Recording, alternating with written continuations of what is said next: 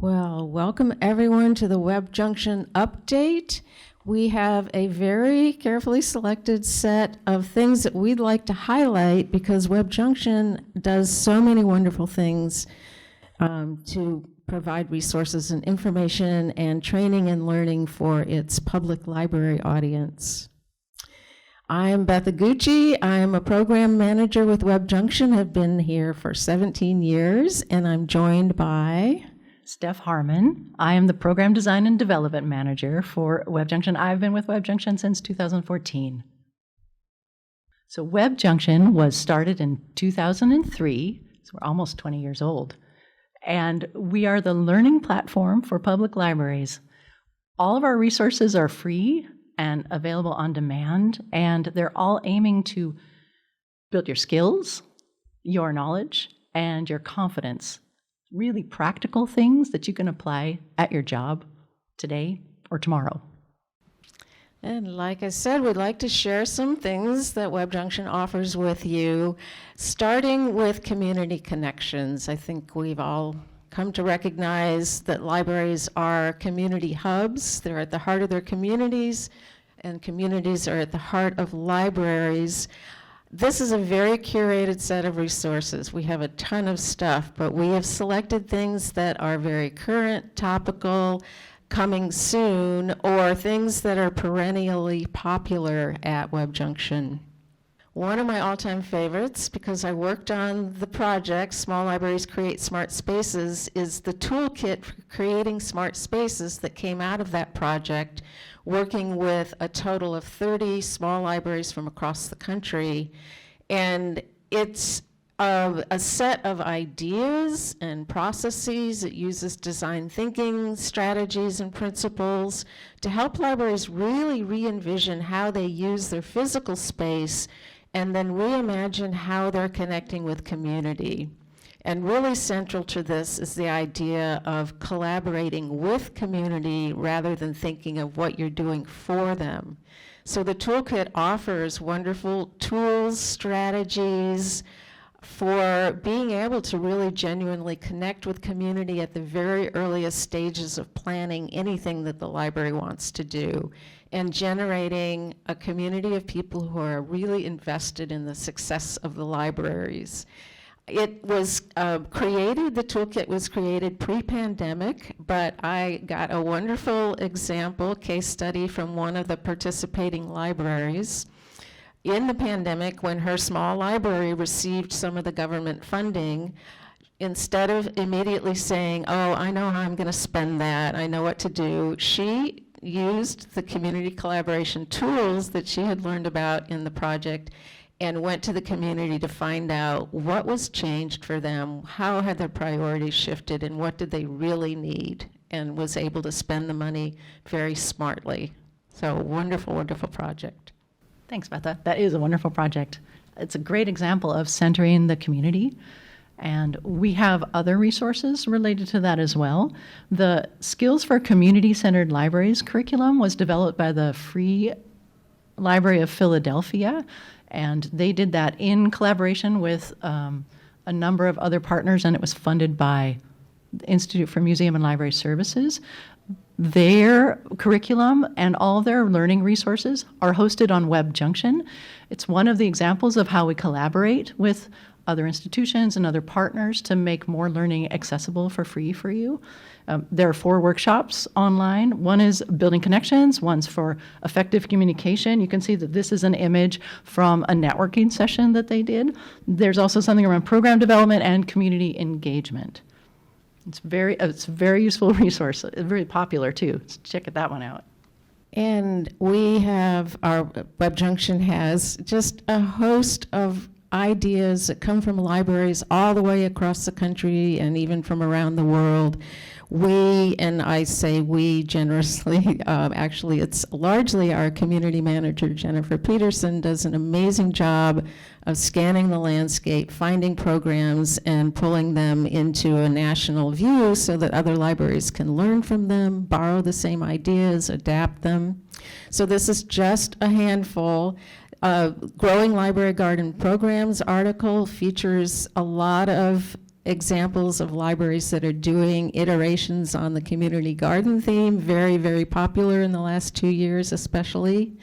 And then the social library is actually an ongoing long-term series that Jennifer Peterson pulls together. This one that I'm pointing to in particular, the Great Outdoors Edition, this was in response to the need for libraries to move more of their programming outdoors because of pandemic restrictions. And then youth programming goes virtual. Was really became very popular early in the pandemic when libraries were making that very quick shift. I am pretty convinced that we're not done with virtual, so this kind of article is really of ongoing interest and importance. And now I would ask our listening audience to consider for yourselves and for your own libraries, what might you be doing to really engage your community members, get them involved so that they are informing and contributing to the library programs and services that you are developing with them? So another set of resources that WebJunction is pleased to be able to offer are resources for libraries as they are finding positive strategies for addressing systemic issues around equity and racism. We have a really good set of webinars around this. One of them was doing the work externally and internally, race, equity, diversity, and inclusion. This was from the amazing Richmond Library, and we're very grateful to be able to share some of the learnings that they've been working on. Thank you for advancing the slide, Betha. There are plenty of other resources as well, so please check those out. And we know an important aspect of really moving toward a culture of equity is starting young. So as kids are developing reading literacy, it's a wonderful opportunity for them to be developing equity and racial literacy. So we have a couple of, this is a webinar. It's called Talking to Kids About Race, and it's a webinar from the Salt Lake City Public Library talking about the kits that they put together to help caregivers and parents talk to their kids openly at very young ages. So the example that's pictured here is for preschool kids with these manipulatives and picture books. It's all picture book based to help start that conversation and support parents in having a meaningful conversation with their very young kids. And then related to that, the Conscious Child Family Book Discussion Kits from a library in Ohio is very much along the same lines. It's picture book-based kits with discussion guides for the caregivers and parents to really help them talk openly about equity, racial inequity, and moving toward a healthier culture. So really wonderful resources there. And then this is a favorite topic of mine. I don't know how many libraries still have fines because it's really been kind of a deluge, and I love to see that. And understanding the inequity that was built into the whole idea of fines is really important. So I would encourage anybody who's in a library who hasn't gone there yet, maybe you're trying to convince your administration, I really encourage you to watch this webinar. It lays out very clearly the compelling reasons to get rid of fines, and then it addresses some of the very common arguments against it, such as we're not teaching responsibility if we don't impose fines. So excellent resource there as well. And then I would ask again our listening audience, I hope this has been stimulating some thoughts in your heads, thinking about what your library is already doing and then what you might also keep doing or do on top of that to really build more equity into your systems. So our next section is on self-care and community care. Betha, you have so many resources about this. I'm going to let you just take it. Take it away. This is definitely my wheelhouse because I gave a presentation, a webinar 2 weeks ago on taking care of self, staff, and community, and really talking about the importance of self-care first and the wellness and health of staff so that they in turn can really serve their community and work with their community's needs. And related, very closely related to that, is this prioritizing and promoting self-care to avoid burnout. It's that whole idea of putting on your oxygen mask first so that you have the wherewithal and the internal well-being to be able to do your best work in really working with a community. The idea in the taking care of self, staff, and community is really tapping into the things that individual staff get joy from or get real stress relief from, and turning those into programs for the community so that it reduces the staff person's burnout and it really enhances everybody's experience. Oh, and I should mention, I have the little chat bubbles across the bottom of the screen. If you watch the webinar, the Taking Care of Self, I encourage you to open the chat because the audience was so positive and so full of good ideas that it's really worth checking that out. Thanks, Betha. Another very helpful resource we have are some webinars around mental health first aid and how to use a trauma-informed approach to librarianship. We have a really terrific webinar by a couple of folks who have worked as social workers in public libraries. They have some outstanding resources, and those are listed on the webinar page. So not only is the webinar really helpful, but there's a whole archive page for the webinar itself too, with not just the chat and the slides, but also a whole roundup of resources for further and deeper exploration if you're interested. Okay, and again, for our listening audience, thinking about what you just heard about, think about what you are doing just to acknowledge the really difficult times we've been through, and that is everybody. It's not just our community members or the library staff. Everyone who works in the library is a community member, so we're all impacted. So just acknowledging that, but then turning toward where we're going in the future and thinking about ways that you can do that while keeping yourself healthy and well in all ways, and then keep your library and your community thriving. So we're turning to, and I have enhance your skills as the heading here, because library staff have so many skills. They have so many competencies already, and yet there's always room for some enhancement. So starting with a program that project we've been doing in collaboration with the Legal Services Corporation, which is a nonprofit government-funded agency that's really dedicated to reducing the justice gap around civil legal needs of our citizens. We have created a number of things. One, a series of 4 courses called Creating Pathways to Civil Legal Justice, and this helps library staff build on the reference skills that they already have, but understand how to feel comfortable and knowledgeable about providing reference and information related to civil legal needs of their patrons. And some ideas for civil legal needs, because that's not criminal. Civil legal needs are custody and...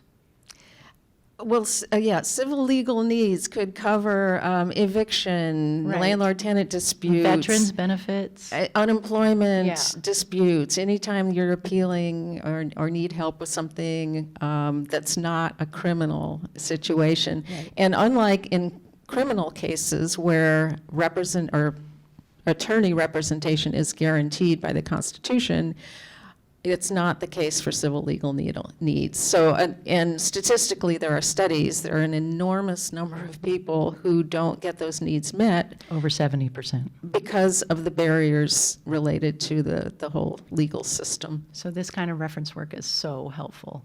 It is very helpful to the community. So the first set of courses is kind of a foundation, and then building on that, we're going to be delivering another set of courses in the fall on how libraries can help their communities prepare for and respond to natural disasters. So that's quite a body of work. But I really want to point out the eviction resources, which is just, we compiled a set of resources, so it's not a course, but it's resources on the site related to how libraries can really help their patrons avoid or deal with eviction if it's too late to avoid. And one of the really compelling arguments for libraries to be doing this work is that the outcomes of families or individuals who are evicted are just across the board really unfortunate. A high percentage of them become people who are experiencing homelessness. They have trouble finding jobs. This goes on a permanent record. It's just a cascading number of effects, and if the library can help intervene at a really critical point, that's a huge payoff. And so related to that, building confidence amongst library staff is also the confidence to provide patrons with the health information they need. It's another arena in which a lot of library staff are nervous or uncomfortable because they're not medically trained, just like they're not legally trained.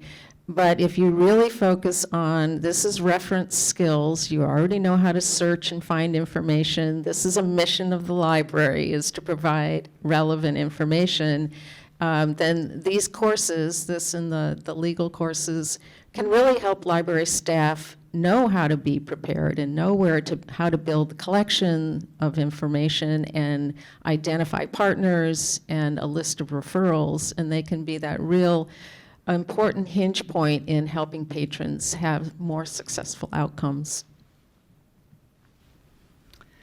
Another excellent resource that we are building right now is the Digital Stewardship Training course. This is for tribal archives, libraries, museums, and small public libraries.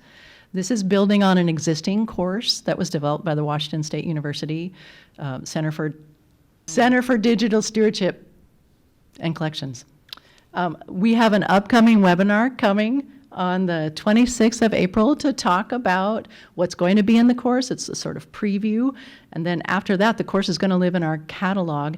It's going to be 8 modules. It's going to walk you through the stewardship life cycle for your digital collections. And it's about how to see who's in your collection and who's not. How do you engage ethically with the communities that you're working together with? And how do you just get started? How do you find funding? How do you create a policy? It's going to be a really exciting resource, and stay tuned for the launch date. It'll be coming up, I believe, in the next couple of months, if not sooner. Okay. And then this set of training resources is something that was developed as a collaboration between WebJunction and ALA's Learning Roundtable.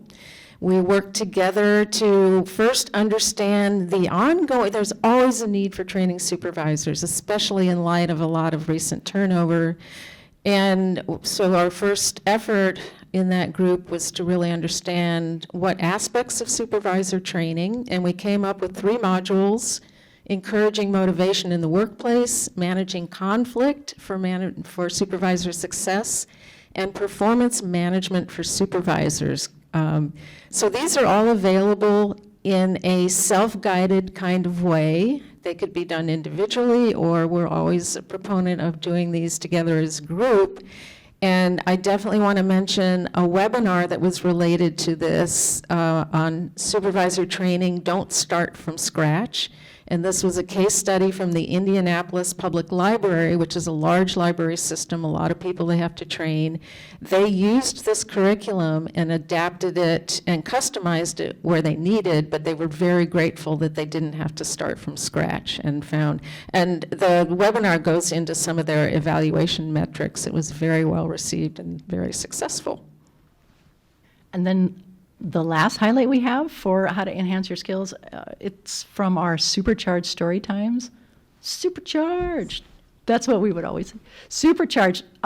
There are 6 modules. There's a ton of learning. It's all in the catalog. This is how to take what you're already doing, which is working with your story times, and being able to amp it up. It's also, there's a whole set of resources in there around how to be engaging with your community, how to do the work with an equity lens, and also just how to measure how you know you're being successful so that you can adjust as you go.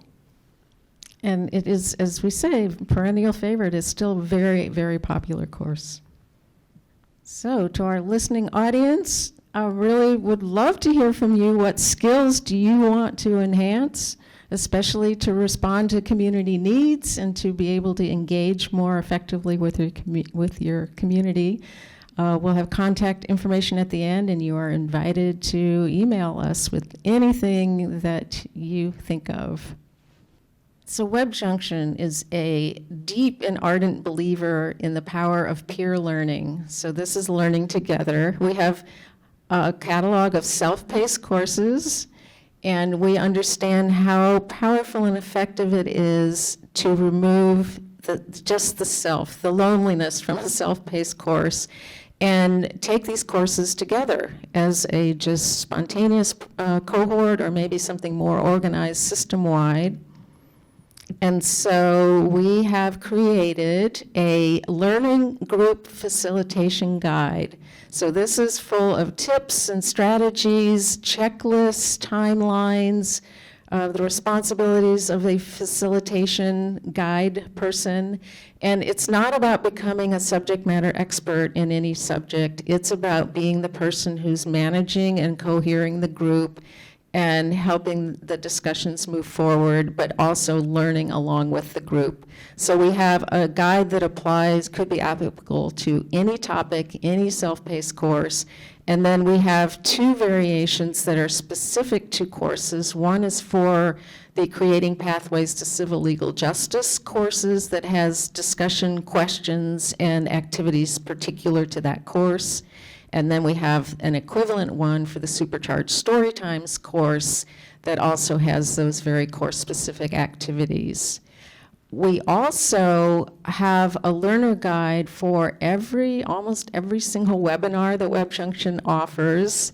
And this is intended for individuals who are there by themselves or maybe in a cohort with people from their library, to be able to really reflect on what they learned after they've been through the webinar and be able to identify some actions that they can take back to their library. So it's really taking that learning and putting it into practice. And you can find more information, particularly at the short URL on top. You can go there, and if you click the registration button, one of the tabs at the top, you can enter your information and get access to recordings and find access to all of the sessions that are being presented at PLA this year. And I also would encourage you to go to the WebJunction at PLA in Portland article. If you go to webjunction.org, this is currently featured on the homepage, so you can click right through to the article. And if you find this session in that list, we have attached a list of all the resources that we talked about today. So you will have live links to all those resources, and you can follow any one of them in more depth at the time of need and interest. So thank you so much, and please feel very, very welcome to contact either of us. Yes, indeed. Okay, I'm speaking for both of us, and thank you so much for listening. Thank you.